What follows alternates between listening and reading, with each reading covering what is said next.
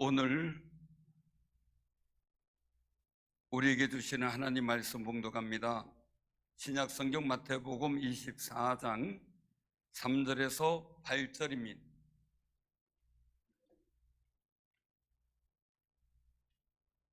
마태복음 24장 3절에서 8절 봉독합니다. 예수께서 감람산 위에 앉으셨을 때에 제자들이 조용히 와서 이르되 우리에게 이르소서 어느 때에 이런 일이 있겠사오며 또 주의 말씀과 세상 끝에는 무슨 징조가 있사오리이까? 예수께서 대답하여 이르시되 너희가 사람의 미혹을 받지 않도록 주의하라. 많은 사람이 내 이름으로 와서 이르되 나는 그리스도라 하여 많은 사람을 미혹하리라.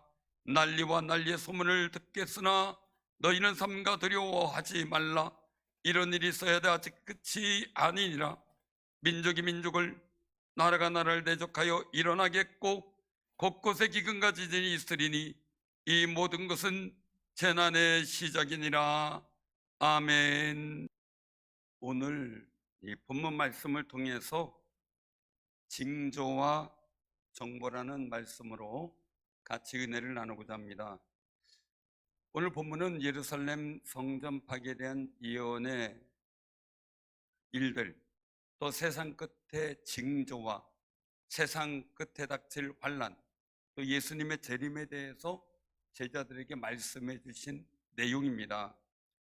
예루살렘을 보며 제자들이 성전 건물을 가리켜 보이려고 합니다. 누가복음 21장 5절에 보면 어떤 사람이 성전을 가리켜 그 아름다운 돌과 헌물로 꾸민 것을 말하며 화려했다는 거죠. 그리고 웅장하고 거대했다는 거죠. 제자들과 성전을 자랑하는 사람들에게 예수님께서 말씀하셔요. 너희가 이 모든 것을 보지 못하느냐? 내가 진실로 너희에게 이르노니 돌 하나도 돌 위에 남지 않고 다 무너뜨려지리라 라고 말씀한 거죠. 예루살렘 성전을 보면서 미래에 그 성전이 무너질 것을 예고하신 거죠. 그 내용은 다 모르는 거죠. 볼 수 있는 여건이 아니니까 말이죠. 사랑하는 성도님들, 모든 일에는 이야기가 있어요. 한 분 한 분 보면 다 이야기가 있어요. 그분이 살아온 이야기. 교회도 마찬가지예요. 우리 교회도 이야기가 있어요. 하나님의 구원의 이야기. 그리고 또한 이 모든 건물과 예물을 통해 하나님께서 채우신 거룩한 이야기가 있어요. 우리가 기도할 때 응답받았던 이야기도 있습니다. 그런데 예수님은 이제 후에 있어질 이야기를 미리 하신 거죠. 예루살렘 성전은 헤롯 대왕에 의해서 기원전 20년부터 기원은 즉 서기 63년까지 지어서 완성된 성전이에요. 생각해 보세요. 기원전 20년, 서기 기원 후 63년, 83년이죠. 예수님 공생의 당시에는 성경에 나온 바대로 46년째 건축하고 있는 재건축 중이었던 상황이에요. 헤롯 땅 후에도 유대 왕들이 정성을 다해 예루살렘 성전을 튼튼하게 잘 지었어요. 그런데 예수님이 예언하신 대로 서기 70년 로마 장군 티투스에 의해 완전히 불타지고 그리고 무너지고 말았습니다. 성경 그대로 돌 위에 돌 하나 남지 않았던 겁니다. 83년 동안 건축되어진 그리고 완공되어진 건물이 7년 만에 다 무너뜨려진 거죠. 세우긴 어려운데 무너뜨리긴 쉽다라는 말들이 생각이 납니다. 요한복음 2장 18절 이후에 보면 유대인들이 예수님께 무슨 표적을 우리에게 보이겠습니까? 하고 요구를 해요. 이때 예수님께서 하신 말씀입니다. 너희가 이 성전에 올라 내가 사흘 만에 일으키리라 라고 말씀을 하셔요.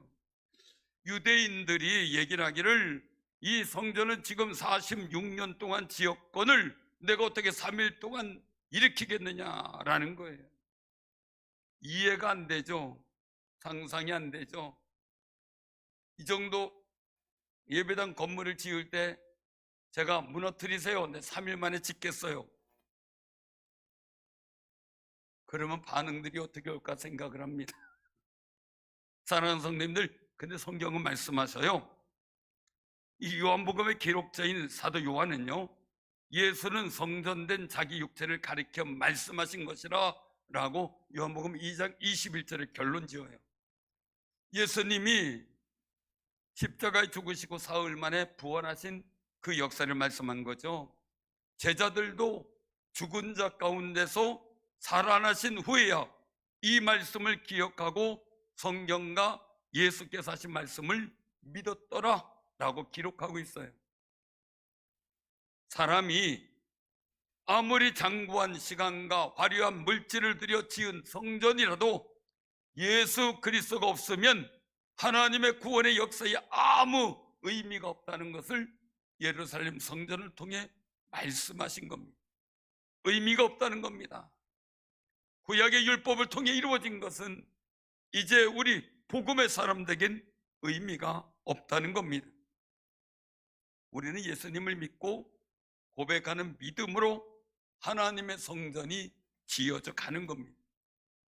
베드로전서 2장 4절 5절의 말씀에 보면 사람에게는 버림받아 되었으나 하나님께는 택하심을 입은 보배로운 산돌이신 예수께 나아가 너희도 산 돌같이 신령한 집으로 세워지고 예수 그리스도로 말미암아 하나님이 기쁘게 받으실 신령한 제사를 드릴 거룩한 제사장이 될지니라 라고 말씀하세요. 산돌, 살아있는 돌, 생명이 있는 돌, 이걸 말합니다. 길가에 생명이 없는 돌멩이를 말하는 게 아닙니다. 우리가 다 같이 예수님을 나의 구주로 고백하며 구원받은 백성으로 영원한 생명이 있는 산 돌 대신 예수님과 함께 신령한 집인 하나님의 성전으로 세워지고 있다라고 말씀하는 겁니다. 교회는 오직 예수만이 나의 구세주라는 고백으로 세워질 때 하나님이 임재하시는 거룩한 성전이 됩니다. 그러기에 이 거룩한 성전이 되도록 세상이 아무리 위협하고 법을 정해서 제정하여 제한한다 할지라도 우리는 예수를 고백할 수밖에 없고 예배를 드릴 수밖에 없습니다. 이것은 우리의 강력한 고백이 되어야 됩니다. 그것이 교회의 정통성을 지키는 것이고 예수님의 보혈로 구원을 받아 영생을 얻게 된 우리들의 사명이기도 합니다. 이것은요, 세상을 대적하고자 함이 아니에요. 세상은 우리를 대하여 대적하도록 사단이 세상 분위기를 조장해 나갑니다. 요한계시록에 분명히 말씀하신 것 기억나시죠? 사단이 바다 모래 위에 섰더라. 누구를 대하여? 예수 그리스도의 증거를 가진 자들을 대하여 라고 말씀하죠. 우리가 꼭 기억하시기 바랍니다. 그런 속에서 복음을 믿는 사람은 하나님의 아들로서 정체성을 지켜야 한다는 겁니다. 예수님의 몸이신 교회를 부흥시키며 세워나가는 일을 집중할 때 우리가 정체성이 생겨나게 됩니다. 그리고 세상 정사, 권세가 교회를 대적하지 못하도록 열심히 지도자들을 위해서 기도하고 나라를 위해서 기도하는 귀한 삶이 되시기를 바랍니다. 우리가 그런 기도의 사명이 있다는 것 절대 잊지 말아야 합니다. 그리고 우리는 우리의 사명을 잘 감당하게 되면 하나님께서 영광 받을 거고요, 세상은 하나님을 대적하는 사명을 잘 감당하며 사단의 역할을 할 때가 있다는 것 우리가 잊지 말아야만 합니다. 하나님은 우리가 어떤 어려움이 있어도 내게 주어진 사명을 감당하는 담력이 있기를 바랍니다. 소망하고 힘주시고 능력 주십니다. 사랑하는 성도들 기억하시죠? 어떤 상황이 되어도 내게 주어진 사명을 감당할 줄 아는 용기 있는 사람이 되시기를 바랍니다. 예수님께서 감람산에 앉아 계실 때 오늘 본문 말씀의 시작이 이루어집니다. 제자들이 물어요. 우리에게 일어서서 어느 때에 이런 일이 있겠사오며 또 주의 임하신가 세상 끝에는 무슨 징조가 있사오리까? 라는 질문입니다. 예수님께서 그게 단적인 질문을 해요. 그 대답을 하죠. 질문에 대답을 하는데 사람의 미혹을 받지 않도록 주의하라 라는 말씀입니다. 많은 사람이 내가 그리스도다 하는 말을 하는데 누구에게도 속지 말라는 거예요. 누가복음 21장 8절에 보면 내가 그러하며 때가 가까이 왔다 하겠으나 그들을 따르지 말라 하셨습니다. 또 난리와 난리의 소문을 듣게 되는데 민족이 민족을 나라가 나라가 대적하는 전쟁이 일어난다는 겁니다. 그리고 곳곳에 지진도 기근도 발생하는 현상들이 있다는 겁니다. 두려운 말이죠. 걱정스러운 말이에요. 그런데요, 이게 끝이 아니고 시작이랍니다. 이 모든 게 재난의 시작이다. 마가복음 13장 7절에 보면 이런 일이 있어야 돼 아직 끝은 아니다 라고 말씀하세요. 이런 일이 반드시 일어나야 한다는 거예요. 그런데 끝은 아니지만 말이죠, 새로운 또 다른 일의 시작을 말하죠. 한마디로 예수님 말씀하신 이런 일은 또 다른 일의 징조다라고 말씀하죠. 탄광에 들어가는 사람들이 철칙이 있답니다. 그것은 탄광 속에 있는 설치류, 쥐나 이런 것들을 절대 잡지 않는데, 이유는 굴이 무너지는 징조가 보이면 그 설치류들이 더 빨리 움직인대. 그래서 갑자기 설치류들이 굴에서 나가려고 하면 같이 나온답니다. 누가복음 21장 9절에 말씀하세요. 난리와 소요의 소문을 들을 때 두려워하지 말라. 이 일이 먼저 있어야 돼 끝은 곧되지 아니하리라. 좀 기다려야 된다 이 말입니다. 마치 해산을 앞둔 여인이 나타나는 전조 증상인 배가 아프기 시작하는 해산의 고통이 시작되고 있는 것처럼 바로 세상의 징조가 그렇게 보여지고 있다는 겁니다. 사랑하는 성도님들, 오늘날 우리는 이 세상을 바라보며 어떻게 기도해야 될까라는 고민을 하게 되죠. 이런 증상 다음에 어떤 일들이 일어나는지, 세상 끝날의 모습에 대한 정보를 본문 9절에서 12절 말씀에 주고 계셔요. 첫 번째, 너희를 환난에 넘겨줄 것이며 너희를 죽일 것이다. 생명의 위협을 받게 된다. 첫 번째. 두 번째, 예수님 이름 때문에 모든 민족에게 미움을 받게 된다. 오늘날도 우리는 세상에서 미움을 받는 경우가 많죠. 주변과 가족들도 마찬가지죠. 네 번째, 거짓 선자들이 일어나서 많은 사람을 유혹한다. 즉 미혹해서 넘어지게 한다. 예수에게 떨어지게 만들고 교회에서 떠나게 만든다. 다섯 번째, 불법이 성하여 많은 사람의 사랑이 식어진다 라는 말씀입니다.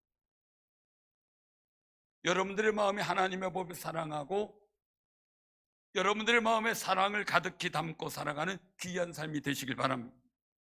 하나님을 사랑하고 내 이웃을 사랑하는 거룩한 사랑을 지키는 거죠. 이런 모습들은요, 우리 주변 그리고 세계 곳곳에서 벌어지고 있어요. 이런 소식을 접할 때마다 우리 마음에 염려와 근심과 두려움이 엄습할 때도 있습니다. 이런 두려움은 생활 주변에서 느끼게 하는 것과 매우 다르지요. 사랑하는 성도님들, 우리가 이번 주간에 유교 사변이 있는 주간입니다. 제가 사변이라고 하니까 왜 전쟁이 아닙니까? 이렇게 얘기를 해요. 전쟁은 서로 양쪽의 나라로 인정받은 나라가 전쟁을 선포하고 전쟁할 때 전쟁입니다. 그런데 그 당시 우리나라는 나라로 인정이 국제사회에서 됐고 북한은 나라로 인정되지 않았습니다. 그러게 선전포고도 없이 쳐들어온 것이라 사변이 맞다는 용어죠. 1950년 6월 25일 일요일 새벽 3시에 북한군이 암호명 폭풍 224라는 사전 계획에 따라 북위 338도선 전역에 걸쳐 대한민국을 선전포고 없이 기습남침하여 발발했다. 이것이 역사입니다. 근데 이걸 어떤 이들은 또 북치입니다 이렇게 바꾸려고 하는 사람들도 나타나고 있습니다.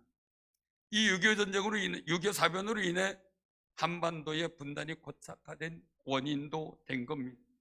1953년 7월 27일 정전협정이 체결되기까지 3년 1개월간 1129일간 전투가 이루어진 거죠. 온 국민이 벌벗었죠. 150만 이상이 죽었습니다. 수많은 순교자가 생겼습니다. 지금도 불바다 이야기로 협박을 받고 있는 중입니다. 어느 탈북민을 만났습니다. 만나서 얘기를 하는데 옛날 90년대 거기 살았더라고요, 북한에.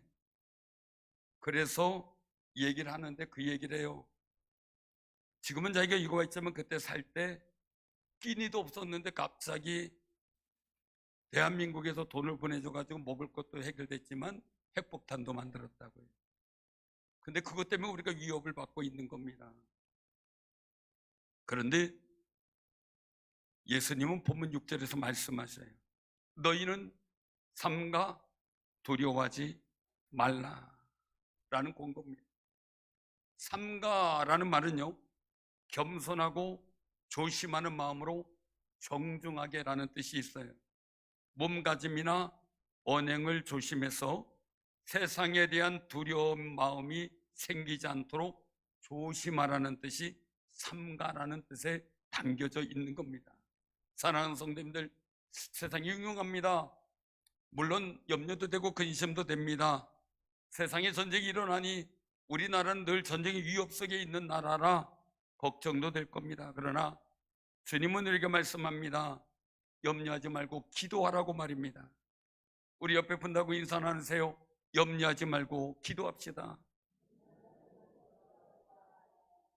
마태복음 6장 31절 이후에 보면 염려하여 이르기를 무엇을 먹을까, 무엇을 마실까, 무엇을 입을까 하지 말라.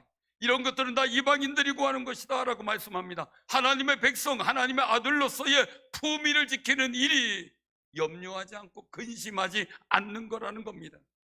왜냐하면 우리에게 믿음이 있어요. 너희 하늘 아버지께서 이 모든 것이 너에게 있어야 할 줄을 아시느니라. 이런 믿음을 갖고 살아갈 때 염려 근심을 이기고 하나님의 백성의 품위를 갖고 예수의 평안을 누리게 된다는 것을 말씀하는 겁니다. 하나님은 하나님의 아들로서의 품위를 지킬 때 도와주시고 기도에 응답하신다는 뜻입니다. 그래서 하나님의 아들이라는 영적 품위를 지킬 방법 뭡니까? 너희는 먼저 그의 나라와 그의 의를 구하라. 그리하면 이 모든 것을 너희에게 도와시리라. 마태복음 6장 33절 말씀에 제시하셨습니다. 제가 늘상 말씀드리는 다윗과 골리앗의 전쟁, 세상에서도 화제되고 있죠. 그런데 만약에 다윗이 자기 이익, 자기의 명예 이거 갖고 갔다면 아마 이기기 힘들었을 거다 이 생각을 가집니다. 아마 패배할 수도 있겠죠. 그런데 다른 사람은 자기 생명, 자기 안위 이것 때문에 염려하고 근심하고 숨었습니다. 그런데 다윗은 하나님의 이름으로 부름받은 군대에 대한 자부심, 자기 군인은 아니지만 그리고 여호와의 이름을 무시하고 여호와의 이름으로 나온 군대를 무시하는 골리앗에 대한 마음에 정말 지극한 열정이 느껴진 거죠. 왜요? 네가 무엇이간데 하나님의 사신분들을 무시하냐 이거예요. 그리고 여호와의 이름을 갖고 나아갈 때 하나님은 그를 통해 역사하셨어요. 그냥 무조건 돌멩이 갖고 나간다고 이기는 게 아니에요. 사랑하는 성도님들, 하나님의 백성다운 품위를 갖고 살아가시길 바랍니다. 세상이 우리가 신앙생활하기에 복잡해지고 힘들어지고 어려워져도 그런 상황 속에서도 하나님의 아들된 백성의 품위를 지켜나간다면 하나님이 도와주실 줄로 믿으시기를 바랍니다. 구약 성경 하박국 1장에 보면 하박국이 탄원을 해요. 여호와여, 내가 부르짖어도 주께서 듣지 아니하시니 어느 때까지니까? 내가 강포로 말미암아 외쳐도 주께서 구원하지 아니하시나이다 라고 탄식해. 그때 이스라엘 백성들의 일상생활 상태가 어땠느냐? 하박국 눈에 보이는 거예요. 내가 죄악을 보게 하시며 패역을 눈으로 보게 하시나이까 하는 상황에 패역했어요. 망가지고 있어요. 나라가, 이스라엘 백성이 망해지고 있어요. 죄 가운데 있어요. 죄 지은 사람이 있는데 죄라고 책망을 하지 못해요. 오늘날 우리가 잘못된 기억 속에 이런 일들이 얼마나 많이 있습니까? 또한 사회의 모습은 어떻습니까? 겁탈과 강포가 내 앞에 있고 변론과 분쟁이 일어났나이다 하고 단식합니다. 겁탈당합니다. 강도 같은 포악한 일들이 생깁니다. 변론과 분쟁이 일어났습니다. 하나님을 믿는 신본주의 사상과 하나님 믿지 않는 인본주의 우상의 사상들이 싸웁니다. 정치적인 논쟁이 벌어집니다. 우리나라도 가만히 보면 우리가 서로 인정하든 안 하든 마찬가지예요.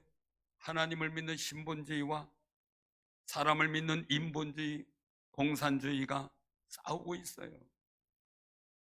하나님이 인정하는 자유민주주의가 하나님은 물론 영혼도 인정하지 않는 공산주의 사상과 갈등하고 있다는 겁니다. 이것을 우리가 아무리 부인해도 부인할 수가 없는 거죠. 그리고 하박국 당시 이스라엘 민족의 하나님과의 관계의 영적인 모습은 율법이 해이하고 정의가 전혀 시행되지 못하오니 이는 악인이 의인을 애워쌌으므로 정의가 굽게 행하여짐이니이다 고백하고 있어요. 악인이 너무 많아서 의인들을 애워싸고 의인이 정의를 행하지 못하도록 만들어간다는 거예요. 너무 안타까운 현실이에요. 그런 상황에서 하나님께 부르짖습니다. 이대로 두실 겁니까 하나님? 하는 내용의 탄원을 하며 묻고 대답을 기다리는 거예요. 하나님은 여러 가지 심판으로 대답을 하세요. 하나님의 책망과 심판을 선포하는 하박국 선지자는 한 가지 중요한 고백을 해요. 하박국 2장 20절에 오직 여호와는 그 성전에 계시니 온 땅은 그 앞에서 잠잠할지니라. 우리가 하나님 앞에 무슨 말이 할겠냐? 하나님은 다 알고 계시고 성전에서 역사하시고 말씀하시니 그 하나님께서 하시고자 하시는 일은 다 한다는 거예요. 한마디 말할 필요가 없다는 거죠. 하나님의 심판과 책망의 소리를 듣게 된 하박국의 상태가 하박국 3장 16절에 나와 있습니다. 내가 들었으므로 내 창자가 흔들렸고 그 목소리로 말미암아 내 입술이 떨렸도다. 무리가 우리를 치러 올라오는 환난 날을 내가 기다림으로 썩이는 것이 내 뼈에 들어왔으며 내 몸은 내 처에서 서서해서 떨리는도다 라고 표현했습니다. 이건 단순히 하나님이 심판하신 일들 속에 국난의 어려움을 표현한 것만이 아닙니다. 세상의 불합리하고 악한 것에 대한 두려움도 아닙니다. 세상이 약해져가는 것에 대한 염려와 걱정, 두려움도 아니었습니다. 하나님의 임재에 대한 두려움입니다. 내가 들었으므로 내 창자가 흔들렸다는 겁니다. 사랑하는 성도님들, 하나님의 음성을 듣고 나서 하나님의 거룩한 두려움에 떨었다는 겁니다. 사실 우리도 그럴 때 있잖아요. 하나님이 이러실 수 있어요. 너무합니다. 막 따지고 싶은 마음으로 막 자녀들 갈등, 사업의 일들, 주변의 여건들 일 때문에 막 하나님께 따지고 싶어 성전으로 달려옵니다. 막상 기도하고 기도하다 보니 하나님 마음을 알게 됩니다. 죄송한 마음으로 회개합니다. 열심히 더 봉사하겠습니다. 고백도 합니다. 사랑하는 성님들, 바로 하박국 선지가 불만과 아픔 속에 하나님께 외치다 잠잠할지어다 하고 고백하고 있는 겁니다. 하나님을 알게 되고 말입니다. 결국 하박국 선지가 거룩한 고백을 하게 돼요. 하박국 3장 17절에 보면 우리가 잘 아는 말씀입니다. 비록 무화과 나무가 무성하지 못하며 포도나무에 열매가 없으며 감람나무에 소출이 없으며 밭에 먹을 것이 없으며 우리의 양이 없으며 외양간에 소가 없을지라도 나는 여호와로 말미암아 즐거워하며 나의 구원의 하나님으로 말미암아 기뻐하리로다 고백합니다. 자, 무화과 나무가 무성하지 못, 포도나무에 열매가 없어, 감람나무에 소출이 없어요, 우리의 양이 없어요, 외양간에 소가 없어요. 어떻게 된 겁니까? 어떤 상황입니까? 구역인도 전도한테 이걸 물었더니 노숙자지요. 그래서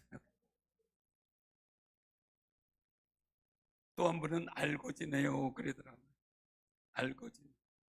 그런데도 불구하고 나는 여호와로 말미암아 즐거워하며 나의 구원의 하나님으로 말미암아 기뻐하리로다 고백해. 품이 있는 하나님의 사람으로 품이 있는 신앙을 지키겠다는 겁니다. 사랑하는 성도들이 이런 고백이 말세의 징조 속에 살아가는 우리의 영성이 되어야 됩니다.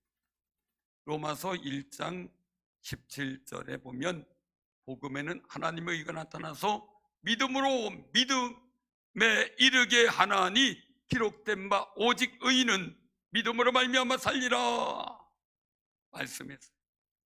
이게 하박국 2장 4절의 고백을 로마서에서 고백한 겁니다. 우리가 꼭 기억하시기 바랍니다.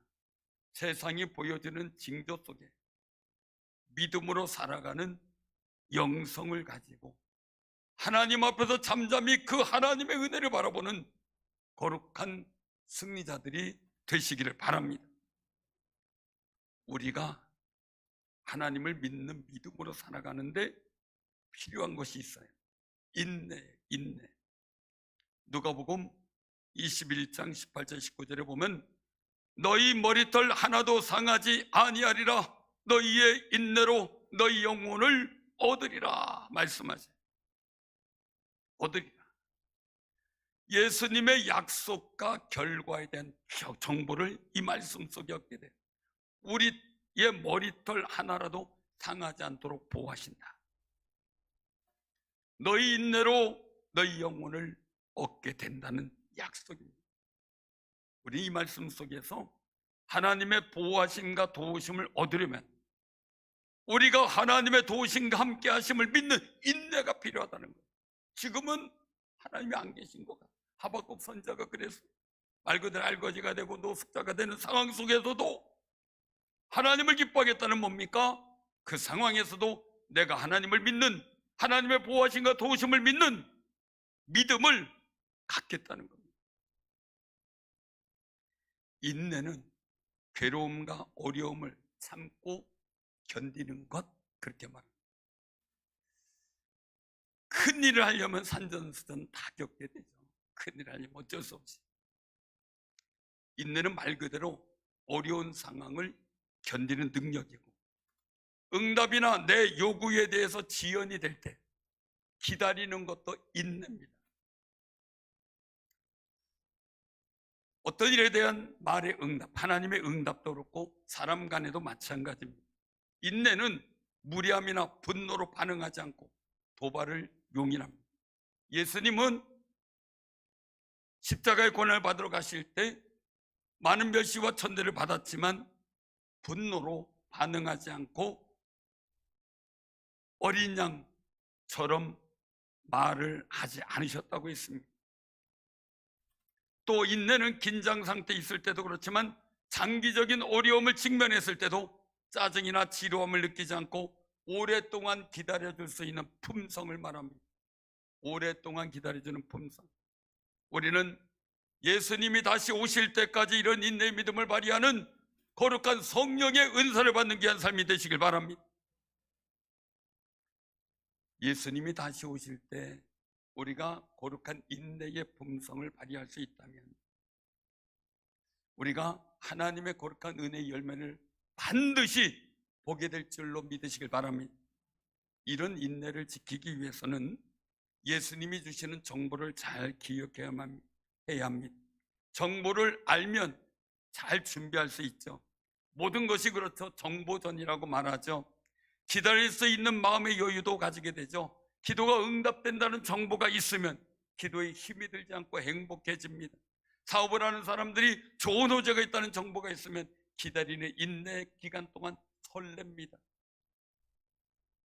어떤 사람이 좋은 일이 있다는 소식을 듣게 되면 기다림이 길어도 마음에 즐겁습니다.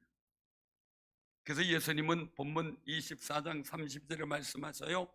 무화과 나무의 비유를 배우라. 그 가지가 연하여지고 잎사귀를 내면 여름이 가까운 줄 아나니 이와 같이 너희도 이 모든 일을 보거든 인자가 가까이 곧 문 앞에 이른 줄 알라. 즉 징조를 보거든 주님이 오심을 알라. 말씀한 것도 자연에도 계절적 섭리가 있어요. 무화과 나무에도 계절적 섭리가 있었던 거죠. 우리가 살아가는 환경과 여건과 세계 속에서 예수님의 오심에 대한 정보가 분명히 들어있다는 겁니다. 그걸 깨닫는 아름다운 지혜가 있기를 바랍니다. 주님이 언제 오실까요? 옆에 분들한테 물어보세요. 주님 언제 오실까요? 언제 오신다래요?